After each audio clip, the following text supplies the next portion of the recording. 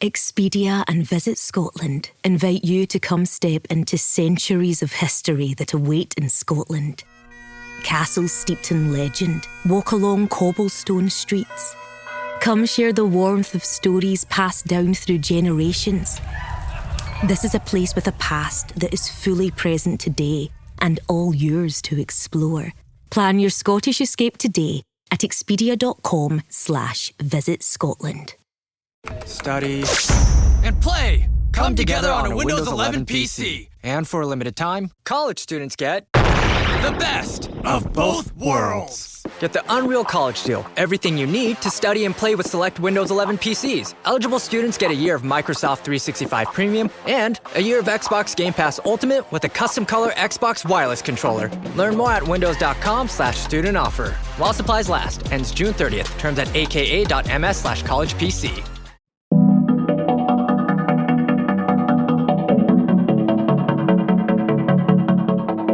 Welcome back to Supernatural Japan, the podcast where we explore the haunted mysteries, strange legends, yokai ghosts, curses, and unsettling mysteries hidden across Japan. I'm your host, Kevin O'Shea, and today we journey deep into the mountains of northern Japan, into a world of severe asceticism, living death, and one of the most disturbing religious practices ever recorded. Hidden inside remote temples, seated silently behind glass cases, are the preserved bodies of monks who willingly mummified themselves while still alive. These are the Sokushinbutsu, the self-mummified monks of Japan. For centuries, stories of these living Buddhas have fascinated pilgrims, horrified outsiders, and inspired rumors of supernatural powers. Some believe these monks transcended death itself, and others see them as tragic victims of religious extremism. Tonight we travel to the misty mountains of northern Japan to uncover the eerie history of the mummy priests of Toyama and the forbidden practice of Sokushinbutsu.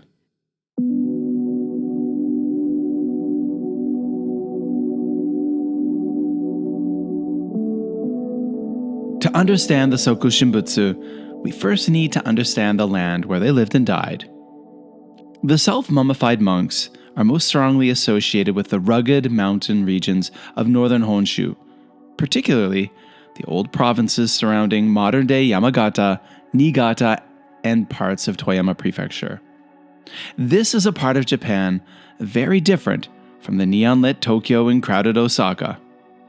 Imagine towering cedar forests wrapped in fog, ancient mountain paths disappearing into the darkness. Snow falls so heavy, entire villages become isolated for months during winter. Rivers cutting through steep valleys, and the sound of temple bells echoing through empty mountainsides. This region is deeply connected to Shungendo, Japan's ancient mountain ascetic tradition, a spiritual practice blending Buddhism, Shinto beliefs, and harsh physical endurance. For centuries, these mountains were believed to be the sacred gateways between the human world and the spirit world. Pilgrims climbed dangerous trails, seeking enlightenment. Hermits vanished into caves for years of meditation, and wandering ascetics pushed their bodies to the edge of death in hopes of transcending ordinary human existence. And among them were monks who pursued perhaps the most extreme spiritual act in Japanese history. They attempted to become Buddhas while still alive.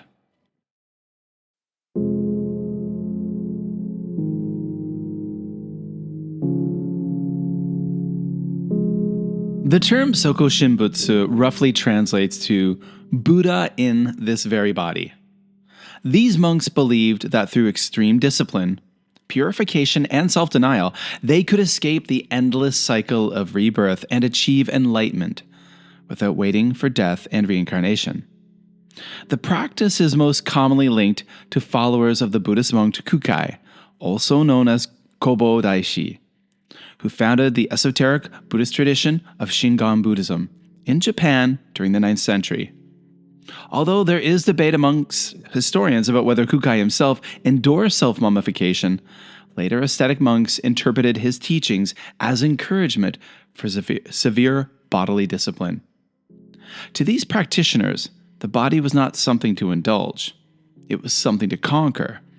The monks believed that by purifying the body completely, they could transform themselves into eternal guardians, capable of helping humanity spiritually even after physical death. These were not accidental mummies created by desert heat or burial conditions. These monks intentionally turned themselves into mummies through years of suffering and starvation. The process of becoming Sokushinbutsu could take nearly a decade, and every stage was brutal. The first phase lasted roughly 1,000 days, nearly 3 years. During this time, the monk followed an extreme diet consisting only of nuts, seeds, berries, roots, and bark gathered from the mountains. And the purpose was to eliminate all body fat. At the same time, the monks performed intense physical exercises and endless acts of meditation. They intentionally pushed their bodies into a state of starvation. Once this phase ended, a second 1,000-day cycle began. Now, the diet became even harsher. The monks consumed pine needle, tree bark, roots, and increasingly toxic substances. And one of the most infamous ingredients was tea made from the sap of the urushi tree, the same tree used to make Japanese lacquerware. This poisonous tea caused vomiting, sweating, and rapid fluid loss. But it served another purpose. The toxins saturated the body, making it inhospitable to bacteria, insects, and even maggots after death. The monk was essentially poisoning himself slowly in preparation for becoming a corpse that would not rot. By the end of the process, the body had been reduced to skin and bone. Then came the final stage. The monk would enter a small underground stone chamber, barely large enough to sit inside in the lotus position. A bamboo breathing tube allowed limited air to enter. And each day, the monk rang a small bell to signal he was still alive. Outside the chamber, fellow monks listened. And one day, the bell stopped. The breathing tube was removed, and the tomb was sealed. After roughly 1,000 more days, the chamber was opened. If the body had decomposed, the process was considered a failure. The remains would be buried normally, but in rare cases, the body remained preserved, and those monks were declared Sokushinbutsu. They were dressed in ceremonial robes, placed inside temples, and worshipped as living Buddhas who had transcended death. Even today, some of these preserved monks remain seated in temples across northern Japan. Their hollow eye sockets, leathery skin, and skeletal hands create an image that feels less like Buddhism and more like something from a horror film. Yet, for many believers, these monks are sacred protectors. Not monsters, not ghosts, but enlightened beings. By the way, folks, I will definitely be sharing some photos of these monks on the Supernatural Japan Instagram and Facebook page. Go and check it out. It's something to behold, that's for sure. While the greatest concentration of Sokushinbutsu is found in Yamagata Prefecture, stories and traditions connected to self-mummifying aesthetics spread throughout northern Japan, including areas tied historically to Toyama and the wider Hokuriku region. Now, the mountains connecting these prefectures formed ancient pilgrimage routes, where Shugendo practitioners trained in isolation. And one of the most famous Sokushinbutsu is Shinyokai Shonin, whose preserved body can be seen in the Dainichibo Temple in Yamagata. Another is Tetsuryukai Shonin at the Churenji Temple. Visitors who encounter these mummified priests, these mummies, often describe an unsettling atmosphere inside the temple halls. The rooms are quiet. Incense drifts through the air. Candles flicker against ancient wood. And seated calmly, behind glass, is a human being who chose his fate willingly. And some visitors report feelings of awe. Others feel nausea and dread. And many simply can't stop staring. Now, I don't know about you folks. What would you do? Would you like to see these mummies yourself in person? I have to admit, I would. I would be really curious to see them. I have not been to that part of Japan, but I would absolutely, if I had the opportunity, I'd check them out. Over time, supernatural stories began surrounding the Sokushinbutsu. Some believe the monks could still hear prayers. Others claim they protected villages from famine, disease, and natural disasters, and there were legends that the monks' spirits remained active within the preserved bodies. During periods of hardship, villagers sometimes prayed directly to the mummies for rain, healing, or protection. In some traditions, the Sokushinbutsu were believed not to be truly dead at all. Instead, they were said to exist in an eternal meditative state, waiting for the arrival of the future Buddha, Maitreya. That was really hard to say. I don't know why I couldn't say that word. Maitreya. There we go. Now, even today, some temple caretakers speak about the mummies with an eerie sense of reverence, as if the monks are still spiritually present. And when you stand in front of one, it's difficult not to feel something strange, because unlike ordinary human remains in museums, these monks made a conscious decision to become this. They chose death slowly, patiently, and deliberately. By the late 19th century, Japan was rapidly modernizing during the Meiji Restoration. The government sought to eliminate practices considered barbaric, outdated, or embarrassing to Japan's international image. Sokushinbutsu became illegal. Authorities viewed the practice as a form of suicide and religious extremism. The state also cracked down heavily on Shungendo mountain asceticism during this period, temporarily banning many traditional practices altogether. The final known attempts of self-mummification occurred in the late 1800s, and today no monk can legally undertake the process. The surviving Sokushinbutsu are protected as important cultural and religious artifacts. But debate continues. Were these monks enlightened saints? Victims of dangerous religious pressure? Or something in between? The story of Sokushinbutsu forces us to confront difficult questions about faith, suffering, and the limits of human devotion. In modern Japan, where convenience stores glow beneath skyscrapers and bullet trains cross the country at incredible speed, it's easy to forget that hidden in remote mountain temples sit the preserved remains of men who willingly starve themselves into eternity. The mummy priests of northern Japan remain some of the most unsettling figures in Japanese religious history. Not because they were mythical, and not because they were supernatural, but because they were real. And somewhere, deep in the silent mountains of northern Japan, the echoes of temple bells still linger in the fog. Ready to soundtrack your summer? With Red Bull Summer All Day Play, you choose a playlist that fits your summer vibe the best. Are you a festival fanatic, a deep end DJ, a road dog, or a trail mixer? Just add a song to your chosen playlist and put your summer on track. Red Bull Summer All Day Play. Red Bull gives you wings. Visit redbull.com/brightsummer ahead to learn more. See you this summer. So good, so good, so good. Everything you want for summer is at Nordstrom Rack stores now, and up to 60% off.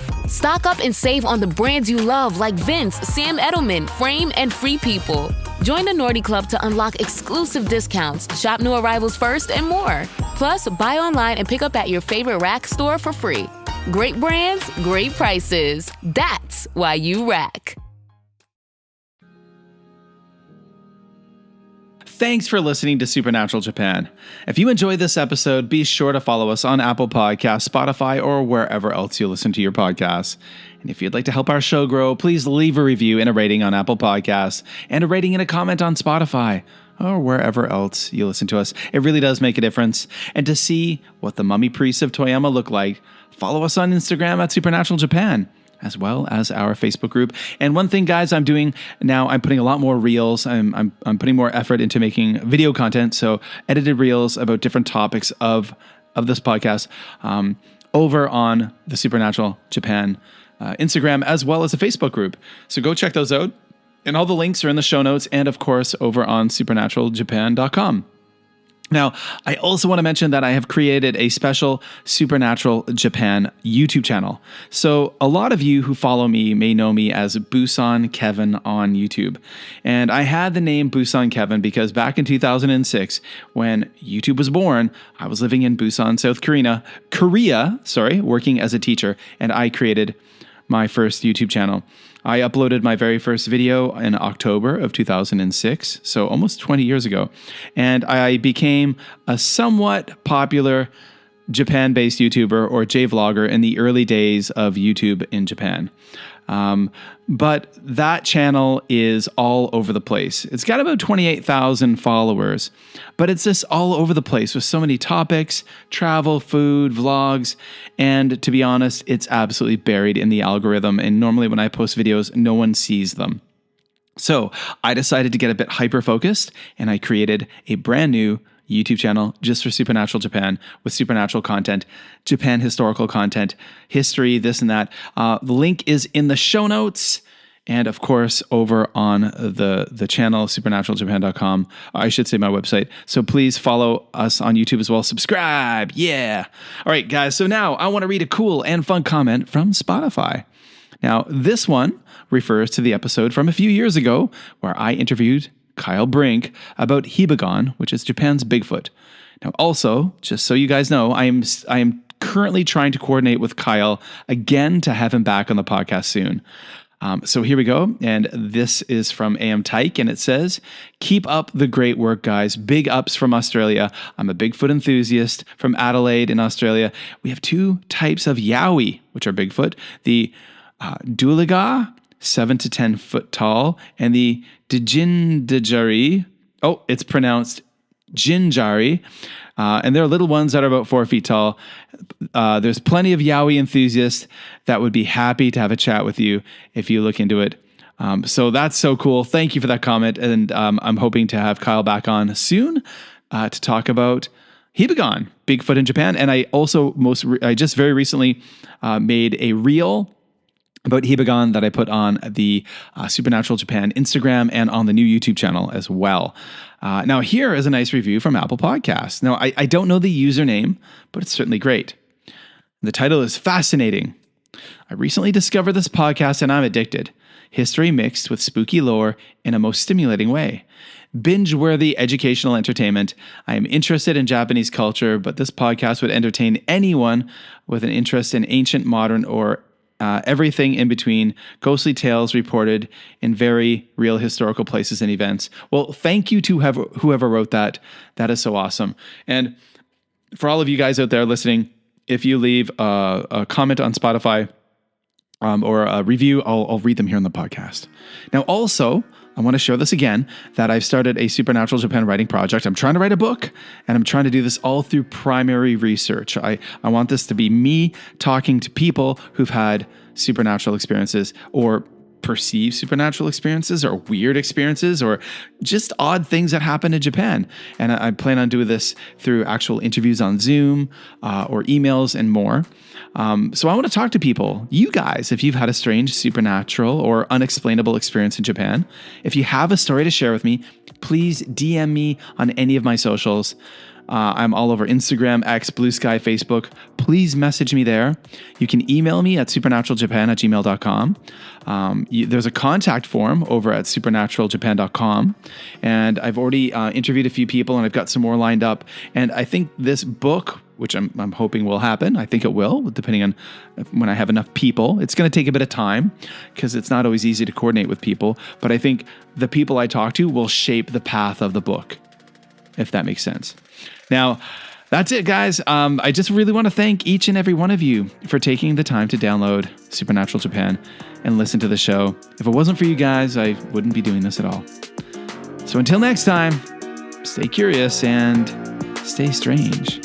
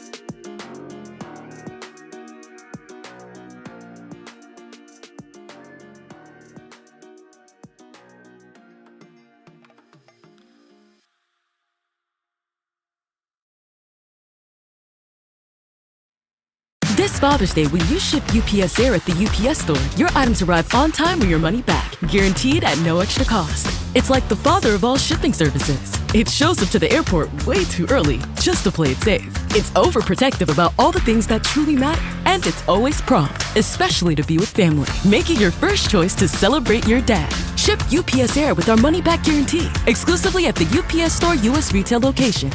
Visit the upsstore.com/airshipping for full details. Terms and conditions apply.